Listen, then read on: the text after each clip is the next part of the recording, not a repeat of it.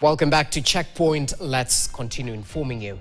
Now, more than 60 years since Kenya gained independence, some of its children still have no access to classrooms, despite their desire to climb the academic ladder. For instance, in Teso North, Busia County, thousands of learners are forced to take their classes under trees, braving the scorching sun due to the lack of or poor state of available infrastructure. This stands in stark contrast to the resolve of the country's founders to tackle three key issues: poverty, disease, and ignorance. Here's that story by our news editor, Julius Juma. Busia is one of the counties whose children have formed a lasting relationship with books, scaling the academic ladder despite the challenges they have faced since time immemorial. The vegetable crop is ready to be harvested. Yes, Scholastica. However, their love for education is threatened by the poor state of learning infrastructure, especially in Teso North. Here, thousands of learners drawn from more than 10 schools are forced to take their lessons in the scorching sun due to lack of classrooms or the dilapidated state of the available ones. Kuona shule wakati huu ambapo Kenya hii wanafunzi wanasomea chini ya mti, na hawa ndio watoto ati wako secondary wanasomea nje. Angalia kule grade 8 hawana darasa. When you look at the grade 1, 2 and 3, the walls are cracked and also the window panes are not there. Hii shule yetu ina mahitaji mengi, haswa juu ya madarasa. Kiangalia kwamba hii block yote hii ambayo ni karibu nusu ya shule iko condemned. Despite primary school being the foundation of education across the globe, the agony of young learners in the region is unbearable. All this down to poor learning conditions. The roots. Now we are looking at the internal parts. This serious shortage of classrooms is evident in several primary schools in this sub-county, among them Kagutu, Kalalaran, Moro and Opare. Here, the situation is so bad that 2 or 3 grades share classroom, while other learners are forced to take their classes under trees.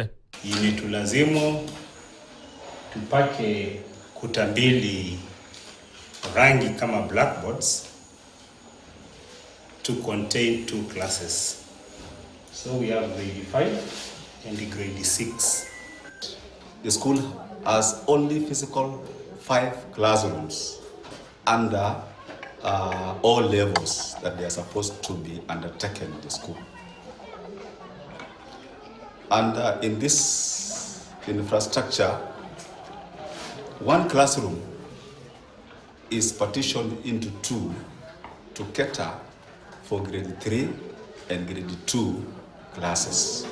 A spot check by KT News in some of the schools here further reveals condemned classroom structures with no windows or roofs and are not appropriate for learning, but still they are actively in use.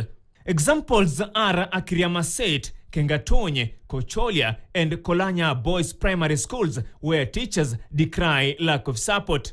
Tunaomba kama wahisani wako wanatuona, waje na watusaidie kutujengea madarasa, kwa sababu hali ilivyo sasa wazazi ule uwezo hawana.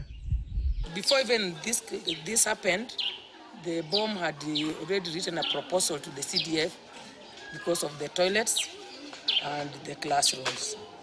But so far, nothing has come out of that. In fact, it was last week that I was telling them we can now go again as a team to see if they can hear our voice. I wish the local MP, Mr. Honorable Oku Kaunya, could come around and meet all the stakeholders and chart the way forward. The lack of staff rooms is another pressing issue in these schools. Teachers here are forced to operate under trees, while some have opted to seek refuge on verandas. We do administrative duties under the veranda. And when there is any downfall, or wherever there's any strong wind, it interferes with the work of the teachers, whereby we have no structure to accommodate the administration of this institution. It is evident that poor learning conditions in Teso North are down to the deplorable state of school infrastructure. And as education continues to take a knock in this sub-county, the Ministry of Education is rapidly coming under the spotlight amid increasing calls to address the situation.